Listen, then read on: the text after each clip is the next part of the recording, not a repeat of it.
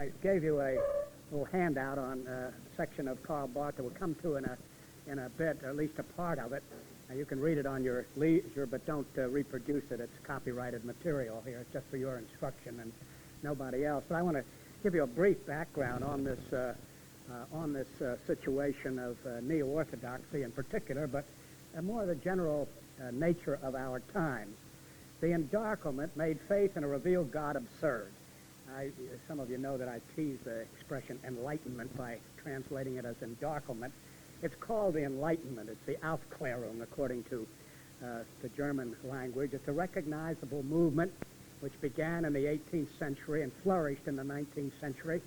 And while it's been dealt an almost death blow by the two wars of the 20th century, it still is very much with us. Now, there's something worthy about it. It's what puts us on the moon. It's what sends a doctor over there to make marrow transplants.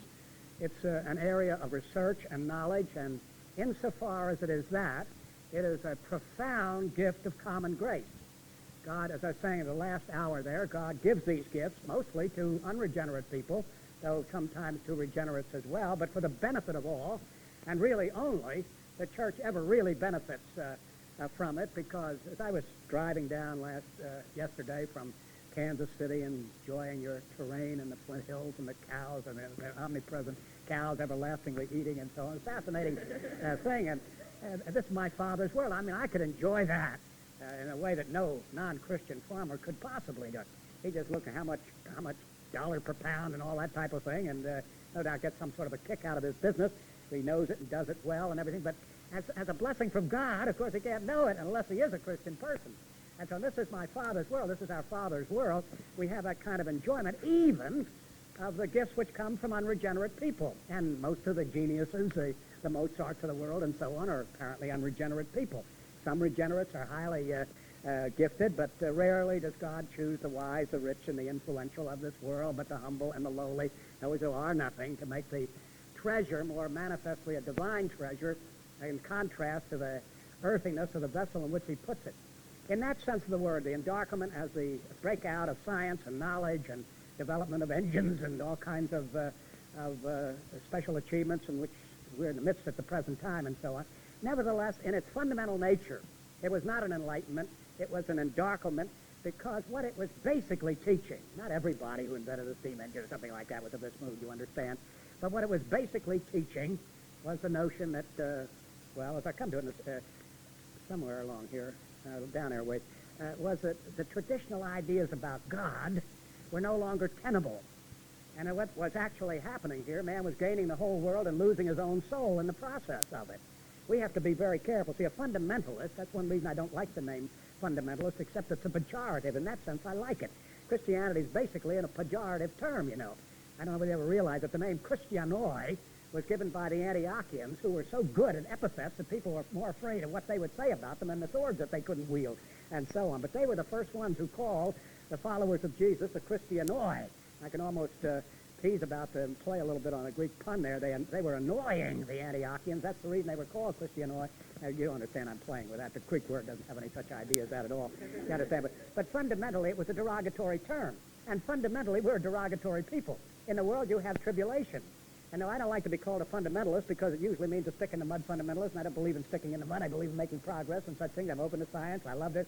I pick my computer brains over here all the time I can. He hasn't even brought me up to date on these speaking typewriters yet, so I'm reprimanding him publicly for not giving me the benefits of all of his Enlightenment knowledge. This conservative Christian friend of mine in the front row here. And all that's very good, but in the process of it, basically they lost the God, and the great question was, what's the profit of man if he gains the whole world? The moon and Uranus and all the rest thrown in. What's the profit of man if he loses the whole world? Now, you can be an Enlightenment figure without losing the world. You can recognize that every gift comes from above, and so on. But generally speaking, the Enlightenment, precisely because you were enlightened to see the truth of secularism.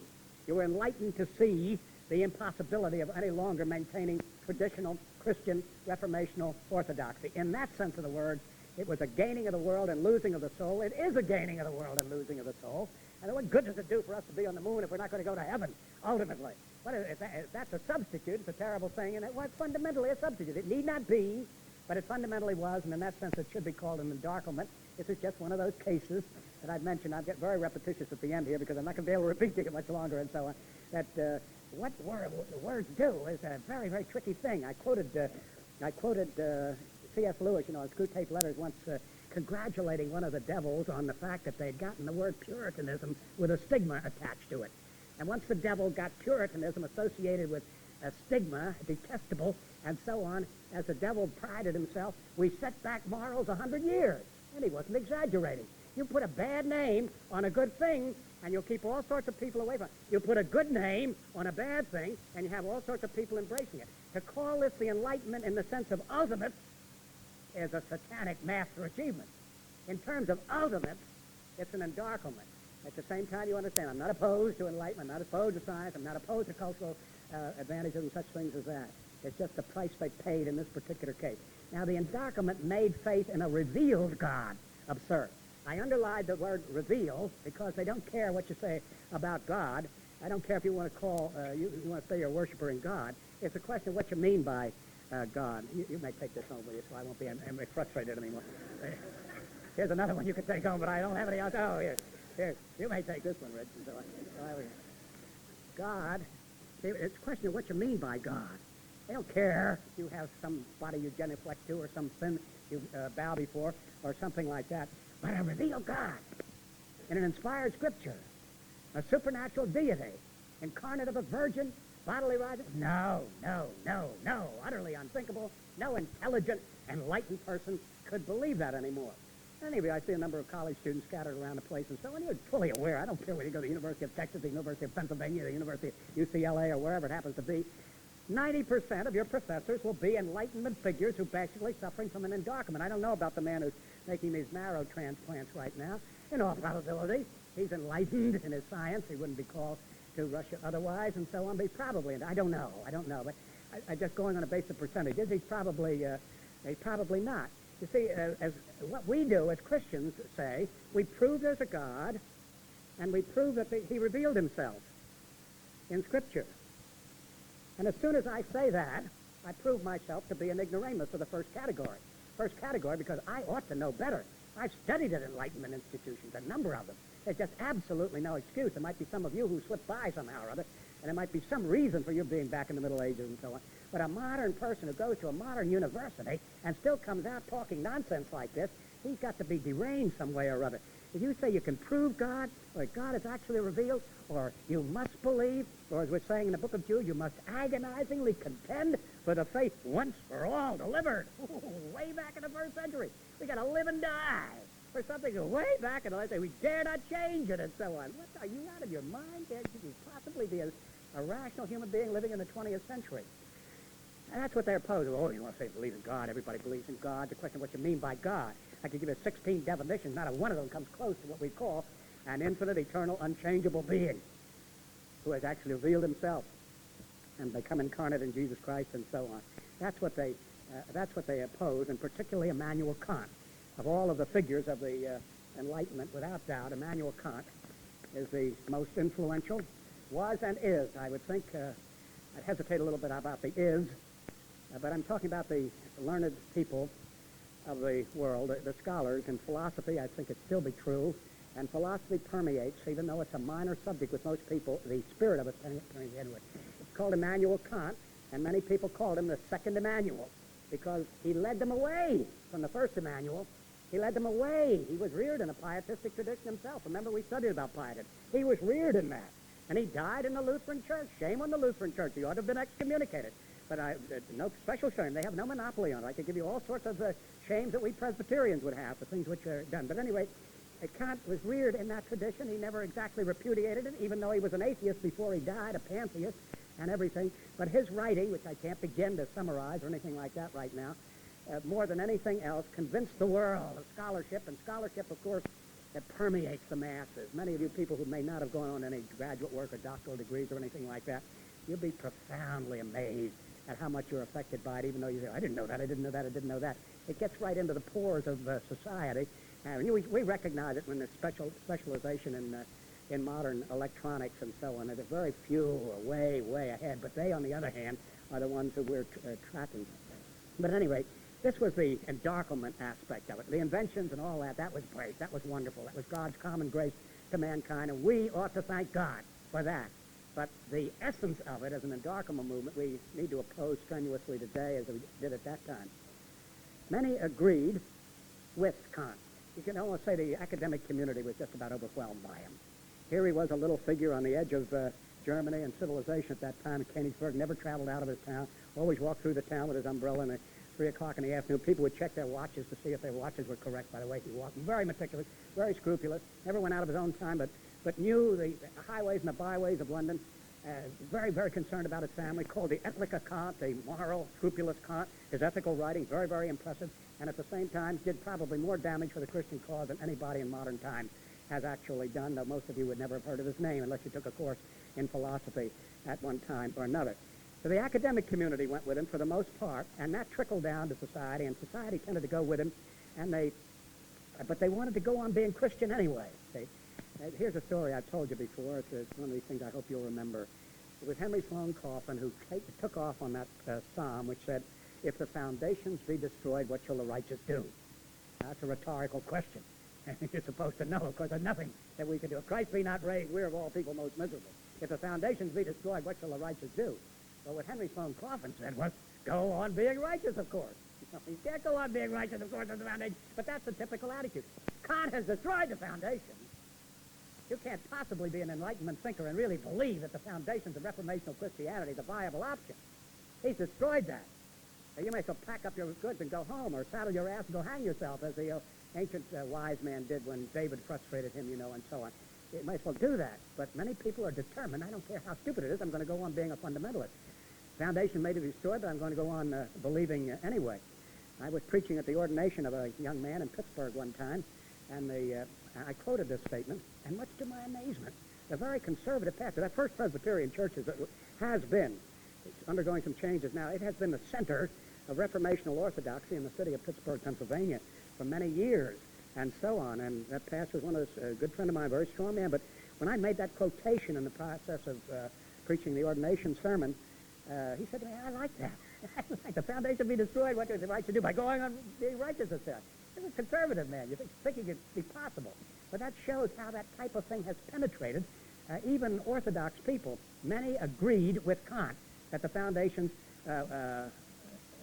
many agreed but tried to go on anyway. They agreed with Kant that the foundations were destroyed, but they tried to go on being righteous anyway. This is true of many evangelicals today. I just gave you an illustration of it. I could give you hundreds of them, and so on. You can see it in the realm of apologetics, where this sort of thing comes to a surface more than any place. But you'd be surprised how profound that actually is, how much it may reach a number of you.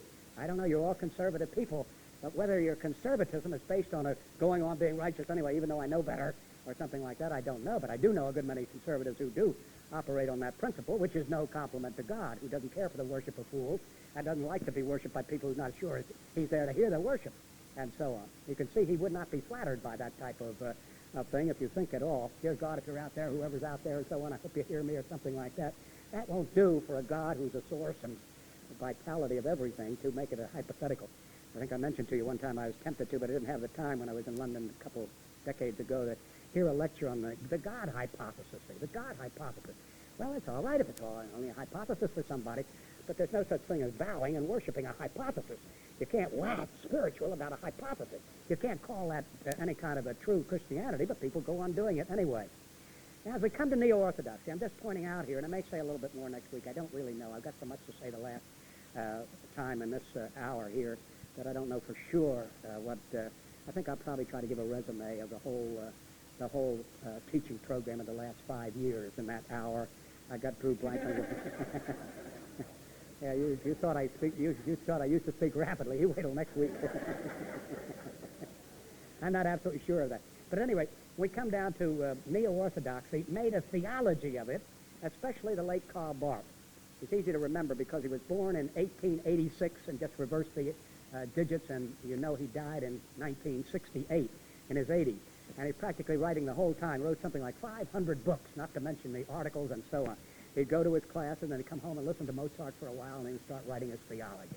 And it's had tremendous impact. I think I mentioned to you once I was associate of his son, Marcus Barth, at one particular time, who I was just looking at That Man Barnhouse, a book my wife is reading, and reading the account of his meeting with Barth some years ago.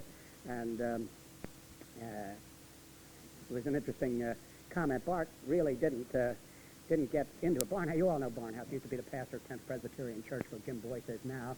He was in our denomination, but very, very heavily leaning toward dispensationalism. But he came as close as to authentic Calvinism as any dispensationalist ever did. And as a figure in the pulpit, he was just about incomparable.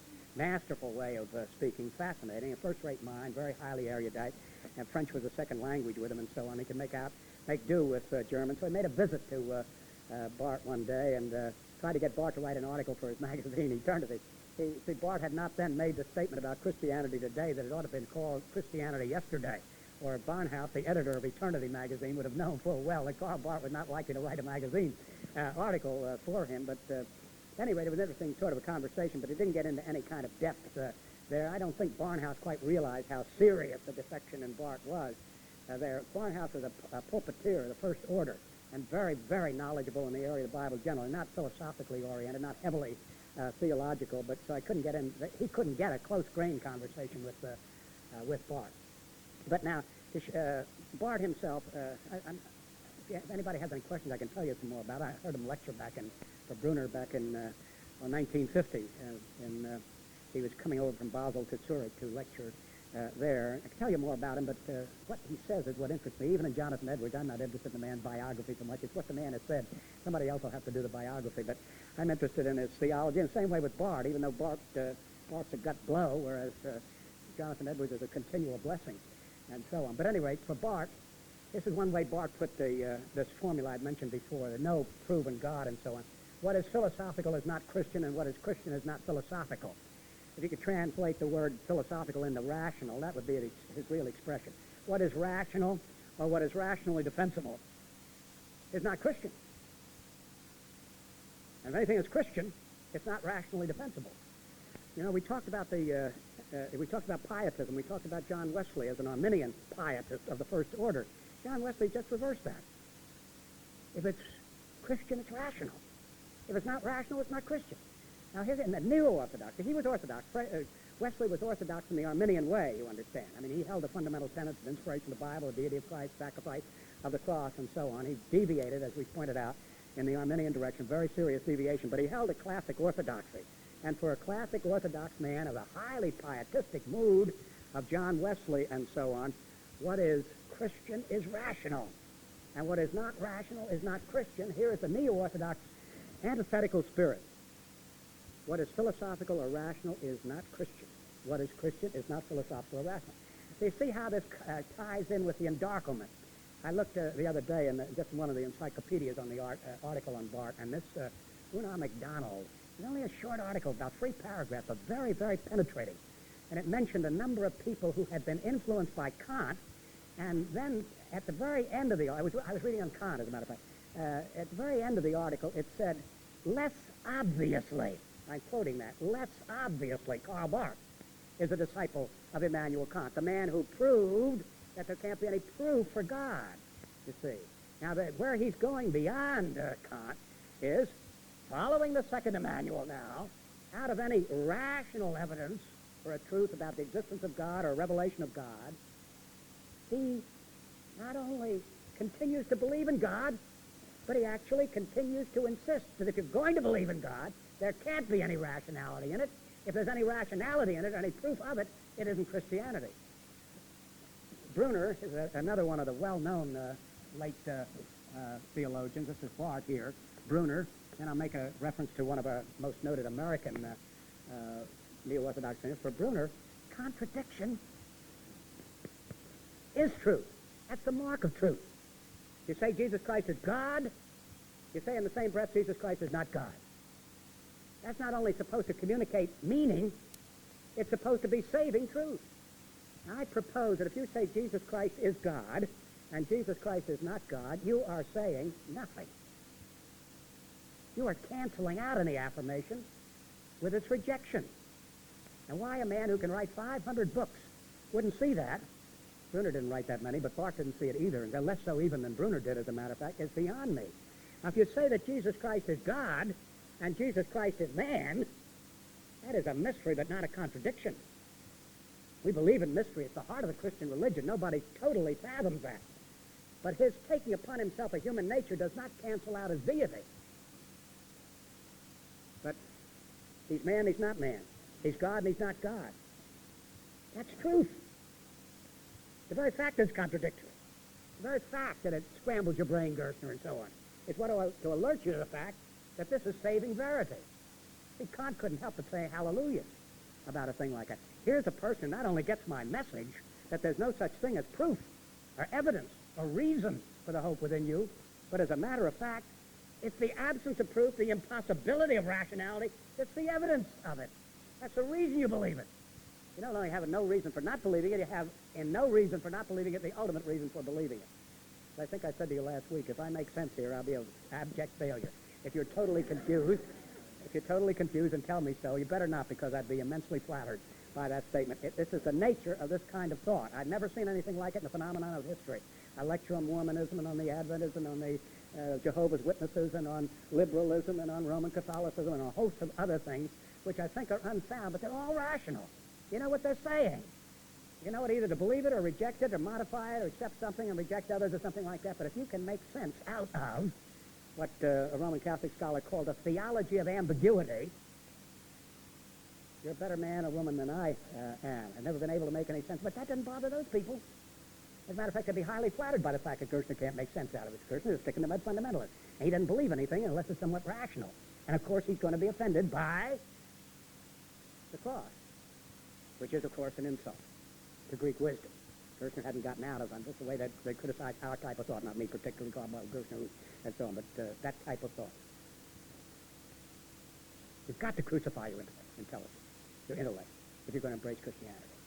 As far as computers and as far as machinery, as far as legal, medical types of science are concerned, they've got to integrate, they've got to make sense, they've got to subject to test. As far as religion is concerned, if it is absolutely absurd, then you know you've got it. It's a real thing. For Niebuhr, and as many Niebuhrs in this country are quite famous, a gifted family and so on, Reinhold Niebuhr I'm referring to now, and he's probably the best known of the Niebuhrs, all of the most famous of them are not living now. Though I should say that Richard Niebuhr's son teaches at Harvard now. He's living, he hadn't become famous as his father or his uncle actually were, but he may do that. Incidentally, I may say that young Niebuhr, Richard Niebuhr's son, is a great specialist in Schleiermacher. And Schleiermacher, see, we don't even have time for Schleiermacher, but Schleiermacher was the person who, being a Kantian, believing you couldn't prove any kind of religion at all, including Christianity, he spun a whole impressive theology out of his guts, literally. The feeling of dependence is what he started with. And from that feeling of dependence, he spun out in 2 volumes, Christliche Glaube in 1820, a full-scale theology that we still consider the classic in liberalism. And it may not be coincidental that the Niebuhr I'm about to refer to has a nephew carrying on the Niebuhrian line. He utterly moved away from absurdity to a kind of rational liberalism, which is what Schleiermacher, if I lost you there, all right, because I can't take any further time on Schleiermacher, but if you've got that, well and good. Let's get back to Niebuhr and the way in which, for him, the deity of Christ is not ontological but a symbol. I put those words in quotes because they were the words he used when he came to lecture at Harvard back in the early 40s when I was still a student there. See, the early 40s, Harvard was urbanely liberal. That's part of the reason I went there for my doctor's degree. I knew full well that they wouldn't crucify me if I remained conservative, as I was sure Chicago would. That's one of the reasons I bypassed Chicago at that particular time. I didn't care to spend 3 years of heavy research and so on, and then be turned down because my views were too conservative for the constituency and so on. It did affect my doctoral dissertation. I didn't work in a certain area because one of the professors told me very probably, Gerstner, if you remain as conservative as you are now, it wouldn't bother me as long as you do your work, as I think you would, but I'm telling you off the cuff, most of my faculty colleagues wouldn't pass it. It's as simple as that. I don't know how I got into that particular point, but anyway, the way, yes, this is what, Niebuhr came to Harvard when I was a graduate student there, back in the early 40s, and it meant that Harvard, urbane liberal, thoroughly going liberal, was willing to listen to what looked like a fundamentalist to them. See, these people in the Barthian tradition, even though the foundations have been destroyed, they were Neo-Orthodox in the sense that they affirmed orthodoxy in a new way. Jesus Christ is God. Jesus Christ is not God. Doesn't make any sense. But liberals would die rather than be caught saying Jesus Christ is God. These people would shout it from the rooftops. And when Niebuhr came to lecture that day at Harvard, there was the students and the faculty there, and I was among them, and Niebuhr was making one vicious attack on liberalism, which was characteristic of almost everybody in the audience there, and had been at Union Seminary in New York, where he was teaching at the time. A thoroughgoing attack. Jesus Christ is God, he said. Jesus Christ is no mere man, he said. He sounded like Elijah on Mount Carmel. Or you would have supposed that maybe Ockengay had slipped over incognito, or John Calvin had raised from the dead. Why, you heard an accent there they hadn't heard for 50 years at Harvard. And good old liberal Bixler, my professor of theology, about whom everybody said, what theology does he profess? And so there he was in his rocking chair with his pipe, listening very calmly while his theology was being absolutely dashed to smithereens by this thundering Elijah from New York City. But after that was over, as I say, you would have been, if you hadn't had any knowledge about this man, just hearing what he was saying on the occasion, you would have been very, very enthusiastic. Harvard's hearing the gospel for the first time in maybe 150 years. They're hearing the gospel, and so on, and they're hearing it straight, and they're getting their own liberalism denounced across the board, and so on. Jesus Christ is God. Oh, how he said that half a dozen times, very emphatically. And he's a very impressive speaker, too. Usually when I represent Edwards that way, that's an absolute falsification. He just stood up there and he read his manuscript and never raised his voice or anything else. But this Niebuhr was a really thundering prophet. It sounded as if he was saying the same things Edwards was back in the 18th century. But then came the question period.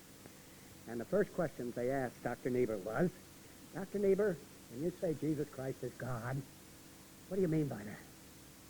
And the first thing he says, I don't mean that he is ontological deity. I don't mean that he's ontological deity. The Council of Chalcedon, see, in this survey, of course, we weren't able to go back to the early church, but in AD 451 came the Second Ecumenical Council, where the person of Christ was stated so classically that even our creed just about quotes it. We're almost guilty of plagiarism. There's been hardly any advance and improvement on the statement, where it said very clearly that Jesus Christ is ontic deity. He is eternal deity, who took upon himself a human nature which didn't change that deity at all, and was immutably and eternally unchangeable. I don't believe that. I don't believe in the ontologic deity, which is the same thing as saying I don't believe in orthodoxy. I don't believe in what the Church of the Ages has meant by the deity of Jesus Christ. All right, said another student. Dr. Niebuhr, you have made it very clear. You don't believe in liberalism, which makes Jesus a man among men, maybe the greatest, or near to the greatest, second to Gandhi or somebody like that, among men. And you made it now clear that you don't believe in what the traditional church has meant by deity. What do you mean when you say that Jesus Christ is God? And his word was symbol. That's a symbol. And once again, I asked, what in the world does he mean? I know what Chalcedon means by it. I know what a liberal means by it. You can understand Harry Emerson Fosdick without any trouble, and a forest. And you can understand Chalcedon and Calvin and so on, and embrace it, or reject it, as you see fit. But you know at least what they're talking about. But what a man means when he says Jesus Christ is no mere man, Jesus Christ is God, and I don't mean he's eternal God, ontic deity and so on, and I just use that as a symbol, I don't know.